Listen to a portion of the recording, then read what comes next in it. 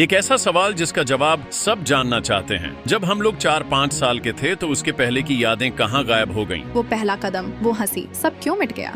इसे कहते हैं चाइल्डहुड एमनेशिया। आज के इस वीडियो में हम इस रहस्य को खोलेंगे और कुछ हैरान करने वाले फैक्ट्स जानेंगे। कल्पना कीजिए एक छोटे से बच्चे की जिसका नाम है आरव। आरव अभी 2.5 साल का है। वो अपने घर के आंगन में बैठा है, मिट्टी से खेल रहा है, अपनी छोटी सी बाल्टी में मिट्टी भर रहा है। उसकी मम्मी पास में खड़ी हैं, उसे देखकर मुस्कुरा रही हैं। ये पल कितना प्यारा है ना? लेकिन अब फास्ट फॉरवर्ड करते हैं। आरव अब 30 साल का है। वो अपनी पुरानी फोटो देख रहा है और सोच रहा है, अरे ये तो मैं हूँ, लेकिन मुझे कुछ याद क्यों नहीं? तो सवाल ये है कि आरव को वो 2.5 साल की उम्र का वो प्यारा पल याद क्यों नहीं?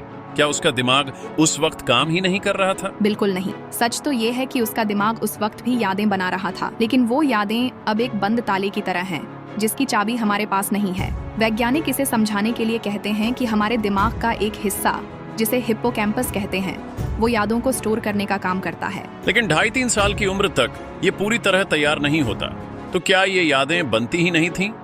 बनती थीं, लेकिन शायद बाद में ओवरराइट हो गईं, जैसे पुराने कंप्यूटर में नई फाइल पुरानी को मिटा देती है। वैज्ञानिक कहते हैं कि भाषा का बहुत बड़ा रोल होता है यादों को बचाने में। जब तक बच्चे बोलना नहीं सीखते, उनकी यादें एक तरह से मूक फिल्म की तरह होती हैं, बिना आवाज, बिना कहानी।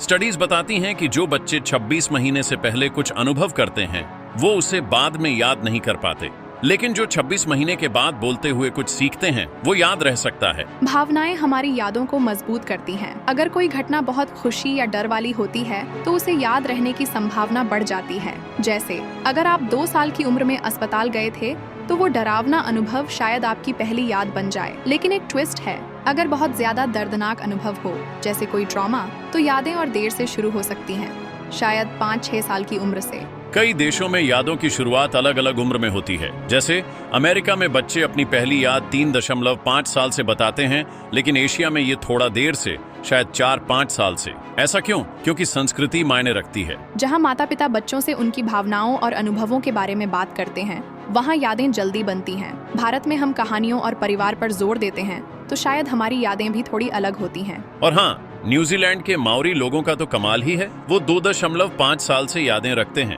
क्योंकि उनकी मम्मियाँ उन्हें छोटी उम्र से कहानियाँ सुनाती हैं। एक स्टडी में पता चला कि जो लोग दोनों हाथों से काम करते हैं, यानी मिक्स्ड हैंडेड, वो औसत से पहले की यादें रखते हैं। शायद दिमाग का अलग वायरिंग इसमें मदद करता है। तो दोस्तों, हमने जाना कि हमारे बचपन की यादें क्यों गायब हो जाती हैं। दिमाग का तैयार होना, भाषा का आना, भावनाओं का असर और हमारी संस्कृति, ये सब मिलकर तय करते हैं कि हमें क्या याद रहेगा। शायद वो यादें कहीं हमारे दिमाग में छुपी हों, बस हमें उन्हें खोलने का तरीका नहीं मिला।